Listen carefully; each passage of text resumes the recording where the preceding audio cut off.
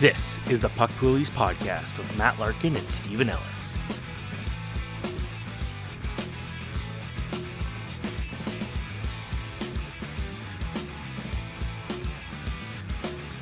Hello, everyone. Welcome to a very special edition of Puck Poolies. It's Matt Larkin here, but where is Stephen Ellis? He's here, everybody. He is hiding in the shadows because we're doing something special to start the show this week. I have my two fantasy buddies, Daily Faceoff fantasy buddies here. We have, of course, Brock Seguin, managing fantasy editor of Daily Faceoff Fantasy. Brock, how are you doing, my friend?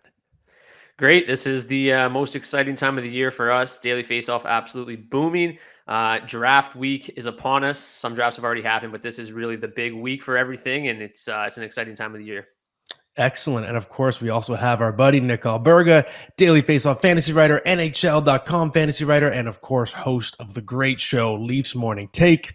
How are you doing, Nick? Fantastic. Great to be with you, boys. And I can't believe we're just a couple days away from puck drop because I don't know how much more preseason I can handle right now, quite frankly. Oh, preach, baby. I hate the damn preseason. So the reason why, if you're listening or watching, the reason why I have Brock and Nick here today is we're doing a special game to start this episode. We're getting so close to the start of the NHL season. I know it's peak fantasy draft season right now. And if you follow us, you know that all three of us do rankings on a regular basis leading up to the season. So what we're going to do today is called Rankings Wars. And that's wars with a Z on the end of it, by the way.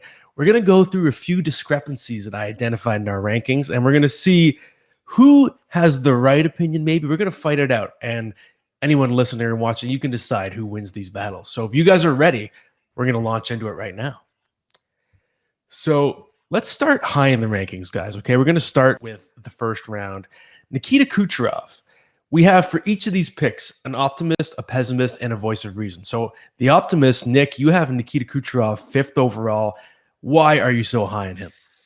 So I should preface first and foremost, I didn't update my rankings. Having said that, I do think it's wide open from like 4 through like 12, where there's a variety of different players you can go. If it's not Kucherov, it's Jack Hughes or somebody else. So I'll say that. Having said that, I've always been a big time Kucherov backer, coming off an unbelievable season, 113 points.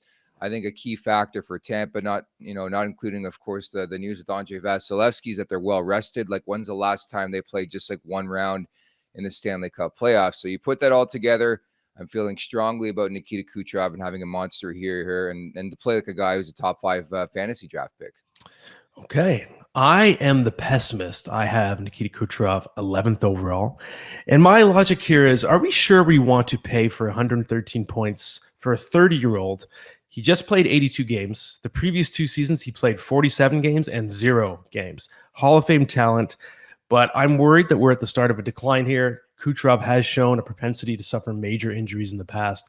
And to me, I've said this a million times on the show, you cannot win your fantasy draft in round 1. You can lose it by going too risky. Give me someone like Jason Robertson all day in round 1, someone rock solid and safe. I'm too worried about the downside of Nikita Kucherov at 30 years old. And the voice of reason, we have Brock Seguin between us, 7th overall. So what is your thinking on Kucherov, Brock? Yeah, I'm not typically the voice of reason, so this is a new slot for me. But to me, like this, Nick kind of alluded to it. This is kind of the start of another tier where the like elite of the elite are gone, and you can kind of go which any way you want here. Jack Hughes, Jason Robertson, Kucherov. For me, Kucherov just has a little bit of a steadier floor. You might be giving up a little bit in terms of goals.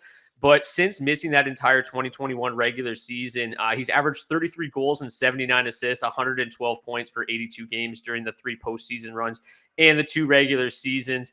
He's a high-end source of shots and an elite power play producer, 55 power play points for 82 games. So to me, the floor is still elite for Nikita Kucherov. But if you value goals or you're in a league that goals are weighted a little bit more heavily, then I would lean on somebody like Mikko Rantanen, Jason Robertson, Jack Hughes a little bit more. Okay, well said, fellas. We're going to move on now to number 2 on our list. We have Ryan Nugent-Hopkins, the Nuge. The optimist in this case is me. I have him 34th overall. And I know what the knock is on the Nuge. He was 3rd in the NHL in power play points, got 51% of his points on the power play. But I say, meh. The Oilers' power play was historic, 32.4%, greatest of all time. That wasn't really an anomaly. They were right up there with the greatest power play seasons of all time in each of the previous 3 seasons before that. So this team is going to be amazing again on the power play. They still have McDavid and Draisaitl. McDavid got 46% of his points on the power play last year. Draisaitl got 48%. Ain't nobody downgrading them in their rankings. I don't know why we have to punish Nuge for being a power play demon. So, and the other thing to me, at 34th overall, I'm already pricing that in. I'm not ranking him as a 100-point player. I'm ranking him as an 85 or 90-point player. I think he could regress a fair amount and still be very valuable on that unbelievable power play. 34th overall is my pick. I stand by it. But let's go the other way now. Pessimist, that's you in this case, Nick. 74th overall in that previous edition of your rankings. Yeah, I think he has to be a regression candidate. Like, I understand the points you're making, but last year, 37 goals, 104 points, the puck luck, everything went his way. Everything he touched pretty much on the power play got to McDavid, got to Draisaitl, got to one of the big boys, and got him a point. I would probably slot him around 75 points, maybe 80 points back to career norms. I just think it has to go back the other way, more so because of what we learned so far in Ryan Nugent-Hopkins' career. Like, this was a massive, massive jump in production that leads me to believe that I think he's going to regress back to norms, and that's going to be around, a top 75, top 100 fantasy player. I hope I'm wrong. Like, it's an incredible story, and I think if you keep him, you're feeling good in keeper leagues, but there's always that doubt, I think, in managers' minds right now. Okay, and voice of reason, once again, Brock is the Zen guy here. 61st overall from Ryan Nugent-Hopkins. What are your thoughts, Brock? Yeah, I probably lean a little bit more towards Nick than you on this one, Matt. There's just so many red flags. His 18.4 shooting percentage was by far the highest of his career. And this one really stands out. His 15.9 on-ice shooting percentage was the highest ever recorded, according to Natural Stat Trick, of players with at least 500 minutes played. So that's alarming. The secondary assists were a bit of an issue as well. Led the NHL in secondary assists. Also had the highest rate of secondary assists of any guy with at least 40 helpers. So I do think it's perfectly reasonable to expect a strong year from Ryan Nugent-Hopkins, like even ranking him in the 60s or 70s is a massive jump from where he was a season ago. But in the third round, this is really where you build the foundation of your fantasy team. And I'm not sure I'm willing to pin my hopes on a guy with so many kind of glaring red flags. I do still think the numbers will be there. That power play is elite. We'll talk about Evan Bouchard here in a minute, and I still love that power play. But Nuge, there's just, I think, some safer options in those middle rounds that I'm going to pin my hopes on. Okay, well said. Backed up with some numbers. I'm loving this. I feel like I could do this for 20 players. This is lots of fun, guys. So yes, player 3, as Brock alluded to, Evan Bouchard, who just is so buzzy. He makes my heart beat. I'm so excited about him this year. Our heart beat faster. I mean, our hearts are always beating. So at the optimist side now, we do have Brock 38th overall, just going all in on Evan Bouchard. What is your thinking in there? Yeah, he's one of the players that's just kind of been slowly rising up my rankings throughout the preseason here. And this one kind of feels like a backdoor tap in. I mean, after the Tyson Barrie trade last year, Bouchard had 36 points, 9 goals, 27 assists in 33 games in the regular season and the playoffs. If you extrapolate those numbers over 82 games, that's 22 goals, 67 assists, 89 points, and 57 power play points. His usage also climbed. He was up over 21 and a half minutes after the trade. And while the Oilers' power play was historically good last year, it actually got better after the Barrie trade. With Barrie on that top unit for most of the first half of the season, they were converting at 31.8%. After the Barrie trade, it went up to 38.5% with Bouchard. So current ADP is 73.2. To me, he has the chance to be the steal of the draft. I think he has the potential to be a top 3 fantasy defenseman this year. Obviously, my rankings, I like him inside the top 5 at the position. And honestly, like, Cale Makar is on another level, but we've seen some injury concerns in the past. I think there's potential for Bouchard to be the number 1 fantasy defenseman this year on that power play. It's just that good. Yeah, I don't think it's inconceivable. But in the pump the brakes tier, we have Nick Alberga, who's an Oakville boy, and just so is Steven, and so am I. And then Steven just throws in the chat here, Evan Bouchard, Oakville boy, also true.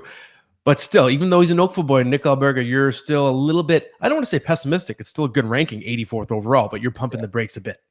I'll even go one step further. Former London Knight. I went to school at Fanshawe College. So if there's somebody who knows Evan Bouchard, it's probably me. A couple games with the Oakville Blades as well.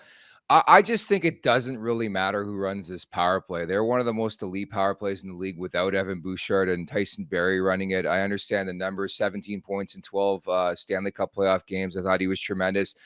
I'm just forecasting a bit of turbulency. Like, I think it's hard to be a young defenseman in this league. He's just 23. I understand this is going to be his third year in the league, but that's what I'm sort of, baking into my ranking, is a bit of turbulence along the way still for Evan Bouchard to get to that pinnacle to be a premier defenseman in this league. So that's all it is. I think he's going to get his cookies on the power play, but I'm just taking sort of a tempered approach to this. Okay, and I get to be the voice of reason here. I have him 60th. I did give him a nice jump in my rankings recently, and I do love the potential. Obviously, the ceiling is enormous. It could be 80 or 90 points on that power play, but this isn't the first time that people have been extremely excited for a Bouchard breakout and then didn't really see it happen to the level they expected. Career high is 40 points. Yes, I expect him to absolutely blow through that. I love him this year, but to me, we just got to be careful ranking him above the defenseman that we know will get 70 points. So I don't think you can take an Evan Bouchard before Roman Josi, before Dougie Hamilton, before even a Quinn Hughes, because the way he's priced right now, you need him. He must get 70 points if you're picking him this high. So to me, I'd rather look for a little bit of a drop off in that tier, pick him there. So 60th overall, I do think he's going to be a top 10 fantasy defenseman, but I don't know it. So I want to pick the guys that are money in the bank before I reach on Evan Bouchard. Player 4, we have Ilya Samsonov, Toronto Maple Leafs goaltender, Leafs morning take guy, Nick Alberga. Of course, you're bleeding blue here with him 48th overall in that previous version of your rankings. So where does the optimism come from? Yeah, I actually never take Leafs, if you can believe it, in my drafts, but I think I've just noticed the last couple of years that Leafs netminders, particularly, Samsonov last year really sprung to the occasion. We all knew what was going to happen with Matt Murray. Well, it turned out that way. He's going to win a lot. I don't think the Leafs get enough credit for how they play defensively in terms of keeping the puck out of the net. So assuming full health, I don't see why he can't perform as a top 50 fantasy player. I know there's going to be some pushback from Joseph Woll. I still have my reservations, by the way, on Woll. I think he's got 11 games of NHL experience. Again, I think there's going to be some turbulence along the way every year. And I understand he's a bit older, but young netminders, it takes them a while to find their footing at the NHL level. So I think Samsonov's going to get some starts. I think he's going to get some wins, and I think his numbers are going to be particularly good, similar to last year. And I love guys, again, on contract years. So I actually feel pretty good about Samsonov this season. Okay, it's my turn here to be the pessimist. I have him down in 148th, with the caveat that I tend to punish all goalies in my rankings. I never rank goalies as high as other people because I just believe the position is so fickle. Case in point, what Samsonov did last year out of nowhere, right? Very good, top 10 in goals saved above average per 60 minutes, 919 save percentage on a good team, but shaky in the playoffs, outplayed by Woll, and I think Matt Murray's injury problems overshadowed the fact that Ilya Samsonov has a history of injuries too. He missed 12 games last year with a knee injury, got hurt down the stretch, nicked up, hurt again in the playoffs, and the team goes to arbitration, 1-year deal going to free agency now. That's not a vote of confidence. That's not the expression of a team that's going to go all in on you as their number one starter. I think the team ideally wants Joseph Woll to win that job on an entry-level contract as well. So to me, I just see a lot of downside with Samsonov. The Leafs, I also don't think are going to be as good defensively given the players that they lost in the offseason this year. So they might give up more chances. I just see a lot more downside, and he's just going to be much more pricey in drafts than he was a year ago. Last year, it was easy to turn a profit on Samsonov. This year, you're having to pick him at a spot where you need him to be a number one. I don't know that he is. Voice of reason is Brock here, 81st overall. What do you think? Yeah, I really like Joseph Woll. I think that he's one of kind of my favorite late targets, but I still really like Samsonov in this spot. I think even if you're the biggest Joseph Woll supporter, the best case for him this season is probably a 50-50 split with Samsonov, barring injury to either of them. And Samsonov was good last year, right? 233 goals against average, 919 save percentage, and he's still going to get plenty of work. The situation to me is pretty similar to what you've got in Boston, and the Maple Leafs, the Bruins goalies are both going in the top 3 right now. So I think it's perfectly reasonable to take the 1A in this situation in the 80th pick. I think is his ADP right now. So I don't, I probably won't have a ton of Samsonov, but I think in that ADP he's a perfectly fine pick. I just probably will fall back to Woll like 80 picks later a little bit more frequently. But if I had to pick between like Samsonov and some of the Bruins goalies or some of those other guys in timeshares ranked above him, I like where he's going around the 80th pick right now. Okay. Player 5. So now it's my turn to start overhyping. Everybody knows I've been very all in on Cole Caufield. Actually just snagged him in my keeper league draft last night as well. I'm the optimist. I have him 45th. I have him so much higher, it seems, than everybody else. Even in the expert league draft I did, I snagged him when it seemed like there was no interest. But again, I'll rhyme off some numbers for you. 48 goals in 83 games since Martin St. Louis took over. Top 3 in the NHL in 5-on-5 goals per 60. Only Matthews and Pasternak scoring more at 5-on-5 on a per 60 basis than Cole Caufield. Some people will say, well, hey, what about the power play? Exactly. What about the power play? What if the Habs power play improves even a little bit? Then you're going to get a goal explosion from Cole Caufield. I think 50 goals is not out of the question. I mean, he almost got it in his last full season of play, right? I think he gets 40 if he even plays 70 games. So I think he's massively undervalued. On the other side, we have Brock, the pessimist here, 105th overall for Cole Caufield. What is your thinking? Yeah, like to me, even if he's, top 15 in the NHL in 5v5 goals for over the last 2 years, he's 527th in assists per 60 over the last 2 years. 83rd in power play goals per 60 as well. The Canadians' second worst power play over that time span. I don't think it's going to get that much better, operating under 15%. To me, like without a doubt, just a terrific goal scorer, but a bit of a one-trick pony when it comes to fantasy. Doesn't really offer you a lot more outside of the goals and the shots on goal. And just to me, still, the durability is a massive concern. He's missed 31% of the games over the last 2 years. To me, he's basically Adrian Kempe without the hits upside and the durability. But with all that said, he is still just 23 years old. Obviously, there's room for a breakout this year. This is usually the age where players start to take that next step and really ascend into fantasy stardom. So I do think that there's a lot of upside here with Cole Caufield. I'm still several rounds ahead of his ADP. I'm just not quite as high as him as you, Matt. But I like him a lot as like an 8th, 9th round pick, which is still a couple spots ahead of where he's going. But I'm a little nervous about taking him in the top 50 just based on the durability and the fact that he doesn't offer you a whole lot of category coverage outside of the goals. Okay, fair enough. Fair enough. I'm hoping he's still young enough at 22 to not be an injury-prone guy, but we will see. Voice of reason here, Nick, 87th overall for Cole Caufield. What do you think? Yeah, for once, I'm the voice of reason in this discussion, but it's pretty simple, pretty much to what Brock said. I was laughing the other day. Somebody on social media on Twitter put out there that they took a flyer on Mike Matheson to win the Norris Trophy this season. If that turns out, Caufield's going to have a monster year, but it leads me to the power play. Who's running that first power play? Outside of that, Caufield, Suzuki, Kirby Dach, they need more from him. Like, who is going to provide the offense for the Montreal Canadiens? And I think on top of that, again, it's all about goals. It's all about shots. So that's probably why I have him in that range. Having said that, I think there's a really, really high ceiling with the player. Again, as you guys mentioned, still relatively young in his career. And I think there's a potential to score 50 at some point in time. I don't know if it's going to happen this season. Okay, we're going to finish it off with Jeremy Swayman. Okay, so obviously he's a polarizing player. It depends a lot on league format. Some people seem to really have him high because of those rate stats, but I worry about the volume. We're going to start with the optimist here. Nick, that's you. You have him 62nd overall.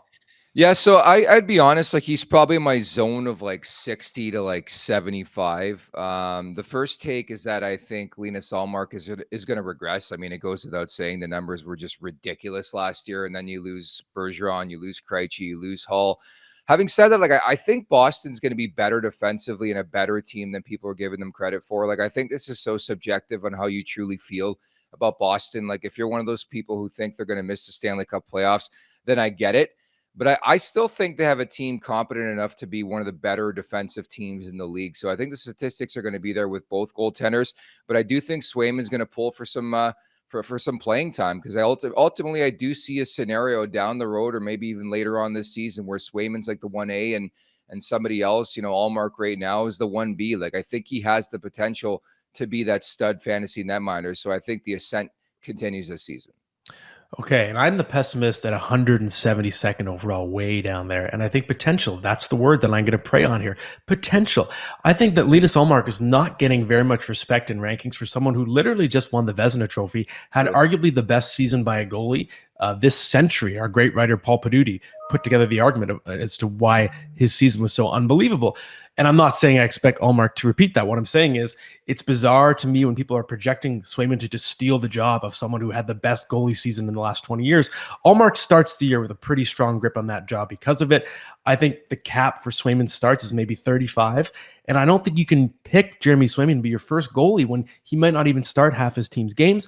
I get that the rate stats are going to be great, but the other thing is, how great are they going to be? Boston lost Patrice Bergeron, David Krejci, Tyler Bertuzzi, Dmitry Orlov. This team did get a lot worse. I think that includes getting worse defensively. And after winning 65 games last year, it might be 45, let's say 45, 27, and 10. That's a 100-point team. That's still 20 fewer wins for your goalies to accumulate in fantasy if the Bruins regress to just being very good. So I just see a lot more downside than people realize with the Jeremy Swayman pick. I think it's a reach. Brock, you have him at 131st. Voice of reason. Yeah, I actually recorded our goalies episode on our DFO Fantasy podcast last night and had Jeremy Swayman as my bust just because of this ADP doesn't really make a whole lot of sense. As you guys mentioned, he's limited in terms of usage by Allmark. I think at best that this is, at best a 50-50 split, but this team isn't winning 79% of their games like they did last year.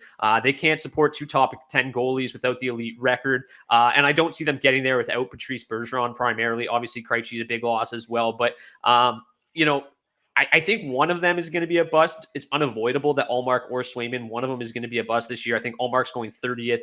Swayman's going like 59th right now. It's terrifying because the Bruins just weren't that good of a team without Patrice Bergeron. Their expected goals for share went from 63% with Bergeron on the ice to 50% without him last season. So I don't think this is going to be a smooth transition without Bergeron.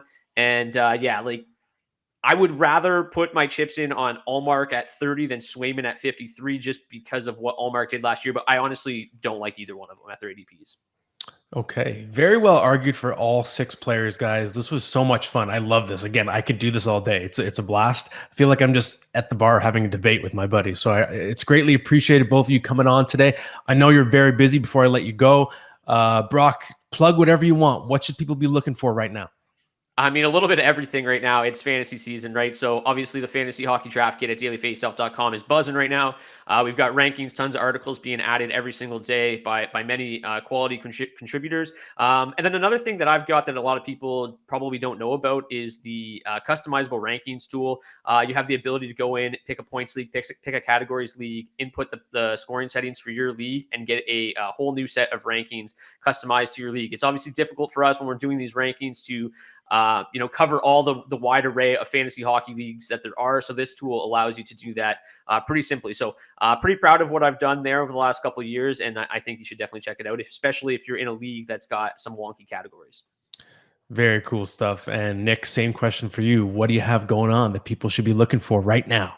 Well, got to plug everybody at dailyfaceoff.com. Make sure to check them out first and foremost, but also the NHL Fantasy on Ice podcast with myself and Pete Jensen. We got a bold predictions podcast coming out as part of our array of podcasts to start the fantasy season. And of course, not really fantasy, but Leafs Morning Take on the Leafs Nation YouTube page as well. Love it. Love both of those shows as well. Well, thank you guys so much. This is a blast, and I'm sure we'll have you on again sometime soon. Thank you. Thanks for having us. Well, that was a really fun segment. Hopefully we can do it again sometime. And now I'm rejoined by my usual partner in crime, Stephen Ellis. How are you doing, my friend? I'm good. It's Blue Jays playoff day. And, you never, given how hard it is for your favorite baseball team to make the playoffs sometimes, how tough it is to actually get into the wild card, it's always cool to see. And especially if you think back to, when I was like 8 years old, literally 4 teams made the playoffs. That's how prestigious it was. It's pretty nuts. It still feels like that it's a special privilege. I know people are upset about the start time, but I think that's hypocritical. If you're from Toronto, you understand that the Toronto Maple Leafs get favoritism for all start times because of the size of the market. And it's just the reverse.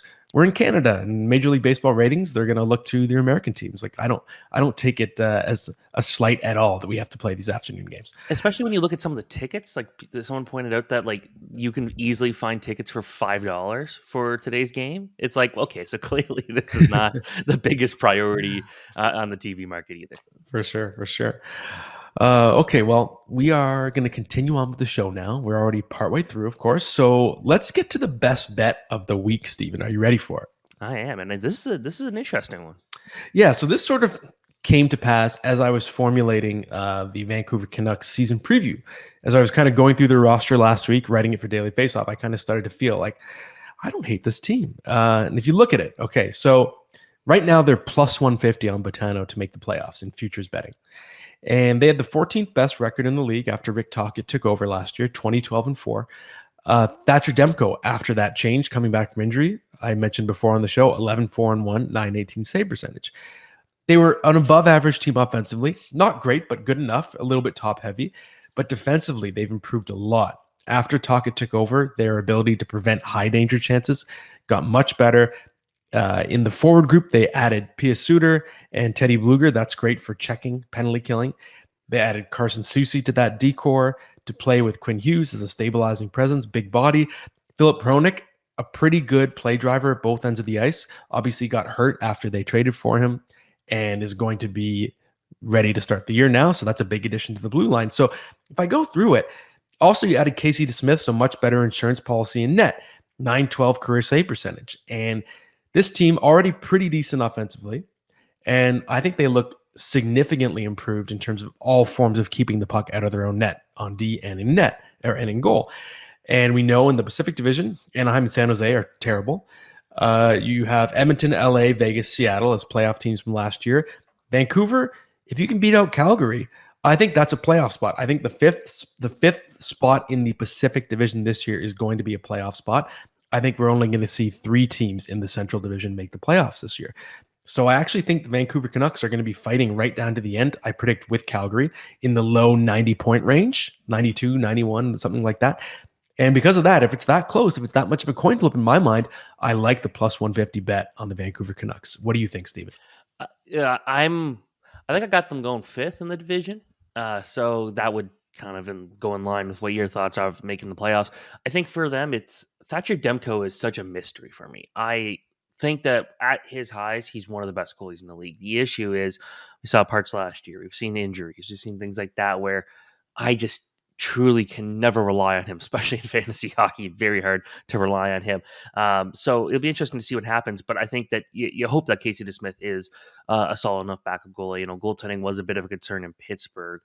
DeSmith can come in here and still be the guy that he's a solid backup. There is also Arthur Seeloff, who I wouldn't be shocked, if he's the first guy called up and can steal some games because we know he's a solid goalie, just won the WHF goalie of the year. So I think that Vancouver's probably at a bit of a better spot. Hopefully this year there's just less distractions for this team. Just started from the beginning of the year with the staff side of things. Then there's a coaching change. Then there's players, the rumors wanting out. We don't know what Pettersson's going to be doing now at this point in terms of his long-term future. But I feel like there's at least there's fewer distractions this time. And hopefully that will let them at least start well and kind of maintain that.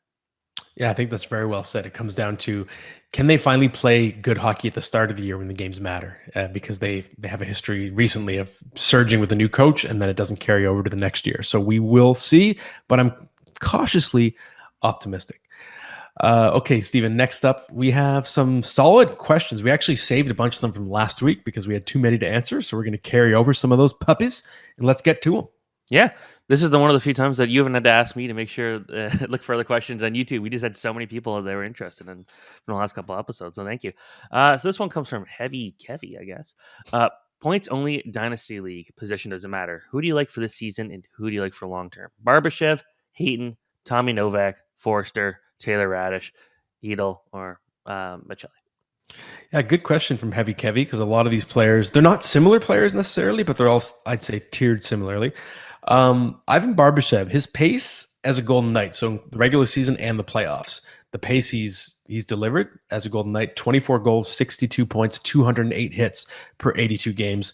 And he's pretty locked into that first line role alongside Eichel and Marchessault to start the season. That was the cup winning line, right? So I like him a lot in the short term. I think he's actually kind of underrated. Long term, I kind of like Philip Hedl here because he obviously broke through more than 20 goals last year. First round pedigree, talented player. He's been stuck in the kid line role as a third line center, but so far in the preseason and in training camp, he's gotten looks on and off as the second line center above Vincent Trocheck, and that could be a big game changer for his value. And just in general, Trocheck is starting to get into his 30s now, and Hedl still has some upside to go. So I could see him kind of gradually stealing that role and being the long-term number 2 center for the Rangers. So if we're looking at the long-term bet, I would say I lean slightly toward Hedl. Barrett Hayton as well is tempting. He really has clicked with Keller, and Schmaltz had 29 points in his last 35 games last year. Only thing is, for long term, you have to think that Logan Cooley is going to be a threat to that first line job. So there's a little hesitation there. Not necessarily this season, but long term. So Barbashev in the present, Hedl long term would be my choices. I like those. I was going to say the same thing about with Barrett Hayton, where this year it's probably going to be a very good year, but Logan Cooley's he's knocking down the doors. Now again, Cooley could be maybe Cooley ends up becoming the number 2 center just with those line mates, and it doesn't really matter. And you still see the chemistry there with Hayton and Keller, but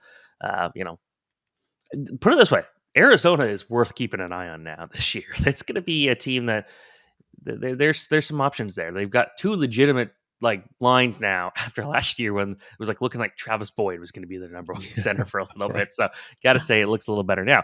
Speaking of the Coyotes, this one comes from Graham Smith. Do you think Logan Cooley will be a top 6 player for the Coyotes? And what is a realistic stat line for him? I'm going to say yes, he is definitely a top 6 player. Yeah, I hope so, because I just snagged Logan Cooley in my keeper league draft last night, so that's exciting. Yes, I do think he will absolutely be a top 6 player for the Coyotes this season. I think he's going to be their number 2 center. I think he'll get some power play work as well. Maybe not first unit right away, but he'll get some. And what I like is even as a number 2 center, as Steven alluded to, the quality of support around him is not bad compared to what it would have been even a year ago. So right now it might be, Jason Zucker, Dylan Guenther. It could eventually be Lawson Krause or Matias Michelli could be mixed in there. But the bottom line is there are plenty of options that actually are pretty solid for Logan Cooley, which I love. He's obviously a very dynamic player and can make plays all over the ice, make his teammates better as well. So I'm looking for 20 goals, 30 assists, 50 points in his rookie season. I'm going to up the ante. I think he gets 60 points. Ooh. I think maybe him and Bouchard are the only 2 that make that happen. I just think that, with Arizona, there's no real reason to believe they're going to be a true playoff contender, go far. So their expectations are low, and I think they could just keep freewheeling it. But they wanted him to turn pro for a reason. He could have gone back to 1 more year of college. Probably, I'm not sure how much he would have had to gain from that, but he could have gone for the national title. He would have been a big force for the University of Minnesota, which is taking hit after hit this summer. So for this offseason, I should say. But when it comes to Cooley, I can see him hit 60, maybe more assists than goals. But I just think that he's just, again, they believe in him. And watching him now, seeing that 1 goal he scored against LA Kings was really cool. Maybe some questionable defensive plays there, but just the talent's there, and I think that they're going to give him free reign to do everything. We'll see him on the power play. So I don't know. I can see 60.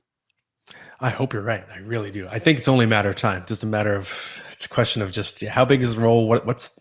How many minutes is he going to play this year? And is his body ready to handle the rigors of the NHL and long schedule? Sometimes college players hit that wall partway through the year because they're not used to playing so many games. They're used to having all that time in the gym during the week as well. So we'll see. Should be interesting. Well, here's a question for you. I know we've seen a season of Matty Beniers. We have seen no seasons of Logan Cooley, but when you look at Beniers, he had 57 points last year. Again, Cooley 60 doesn't seem crazy if I'm comparing the 2 of them together. Yeah, that's a good point, because in terms of offensive ceiling, I think everyone would agree that Cooley's is much higher than Beniers. Beniers is someone who's compared most commonly to Patrice Bergeron in terms of just being a 2-way guy. I actually think he's a not quite a bust, but a mild trap pick in fantasy this year because he does so many little things well. It's not like Beniers needs to be an 80-point scorer. He might be a 65-point scorer this year, 70-point. So long-term, I see it. I just can't. I still think Beniers has a better team around him. A lot of experienced forwards as well. So, but you're right. He could be this year's Beniers. See, from a fantasy perspective, let's say Shane Wright ends up becoming this really big, great prospect for the Kraken. Well, he's a really good 2-way player, very good defensively. Then you've got your number 1 and your number 2 center that are both very good in things that don't necessarily transition into fantasy hockey. So there's that to keep an eye on. But hey, if it works out for Sad, I don't think they care. Next question comes from Daryl Retzlaff. How do you tackle drafting goalies in a 12-team league? Now, I picked 2 goalies in the first 3 rounds, and I know that's been a hot topic, but looking at my goalies compared to every other team in my 12-team league I just drafted in yesterday, no one comes close to me in goaltending. Yeah, that's right. I had a look. Your goalies are stacked. Let's just point out it's just Durkin and Ottinger and Jeremy Swayman. Yes. So to me, a 12-team league typically is, I consider that a fairly shallow league, depending on if you start 2 goalies or start 1. But your typical 12-team league configuration, you're going to be having a goalie on the bench. You're going to be starting 1, rotating your team, or rotating your lineup. So in that format, I'm not going to prioritize goaltending early in the draft. I'm going to focus on finding difference makers at forward and defense in the first few rounds, just because the position is so fickle. Look, Linus Ullmark, he wasn't a top 12 goalie going into the draft last year. He wins the Vezina Trophy. Look at Georgiev. There are so many goalies. Aiden Hill that come out of nowhere every single year. There will be plenty that come out of nowhere again this year.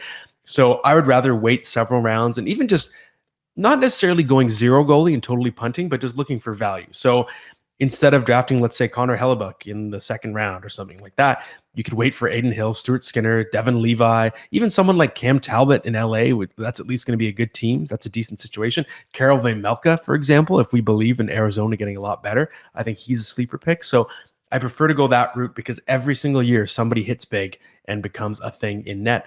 And it's just not worth burning a pick early when the position is so fickle. I'm still happy with my team, so I'll take my goaltenders. They tend to do really well for me in fantasy hockey. I always go aggressive on goalies, which is kind of the opposite of what we keep telling everybody to do, but it works out for me, so I just keep doing it until it won't work out anymore. I guess we're sticking with the goalie questions here from Taylor Finley. I have both Sorokin and Vasi in my keeper league. Unfortunately, I don't have another goalie, so I need to draft one to cover for Vasi, who is always a great fantasy goalie, not this year. Would you lean Levi or Skinner for overall value? Head-to-head league with goals against average, save percentage, and wins. Thanks. Yeah, it's a tough question, and I feel like each week it gets tougher because Devin Levi has a lot of helium in this preseason. Kind of like Matt Coronado in Calgary and Evan Bouchard in Edmonton. There have been a few players that everybody's buzzing about all preseason. Devin Levi is one of them. He has league winner potential if he can hold down that starting job to start the year in Buffalo, which it looks like he's going to. At the same time, Skinner, above average starter last year on a team that we know is going to be good. I just think he's a little bit safer. I think you're going to get 50 starts. You're going to get probably above average rate stats and a good win total. Devin Levi, we think is going to be good. Like I have a good hunch. I think Buffalo is going to make the playoffs, but we just don't know it. So I'm a little bit risk averse in the early and middle rounds of fantasy drafts because I want to take the sure thing over the hunch. At the very end of a draft, hunch away. But at this point, if you're going Devin Levi, you're passing up on what could be a top 10 goalie. That's the ceiling, I think, for Stuart Skinner. Although Jack Campbell's looking pretty good right now. Yeah, that's a threat. And that's why it's consideration, right? So we know Skinner didn't look good in the playoffs and Campbell's not going away. But I still think he's in the starter's position at the moment. And Levi, he's still a rookie. He's undersized. We just don't know enough about what he's going to be at the NHL level yet. No, that's very fair. It's not the year I'd be looking to get Devin Levi. Now, of course, he's going to go win 36 games this year. He honestly might. I want to know what they're doing with their goalie situation. A lot of talk about what they're doing with Toronto with Martin Jones, and he's had a decent preseason. But what about Buffalo? They got a couple guys there they got to deal with. Last one comes from Sean. Need to process my keepers. Standard stats. No peripherals. D get 1 extra point for goals. Marchand a freebie because he's 35 plus. Get to keep 4 more. Torn between which 4 of he share. Romagnosi, Morrissey, Carlson, John Carlson, and Linus Ullmark to keep. Start 1 center, 2 wingers, 2 defense, 1 goalie. Thanks, Matt. Okay, yeah. Thanks for the question, Sean. To me, I would go Hischier, Yossi, Morrissey, and Ullmark, especially because you only start 2 Ds. You already have Yossi and Morrissey. I don't think you have to worry too much about John Carlson. He's 33 years old. His prime is now over, coming off an injury where he had a really scary injury, got a puck in the head, fractured skull. He did come back, but it's still something that can affect a player, might make him more hesitant, might make him more risk averse if he gets hurt again. There just is some downside to worry about after such a serious injury. And the other 4 players there, they're all in their primes. And Carlson, odds are he's going to be a good fantasy defenseman, get a lot of power play time still. He's had a great career, but I just think compared to the other 4 that I named, Carlson has a lot more downside right now. Okay, no, I kind of agree with that. So yeah, that's all the questions. Again, thank you everyone for sending so many great questions recently.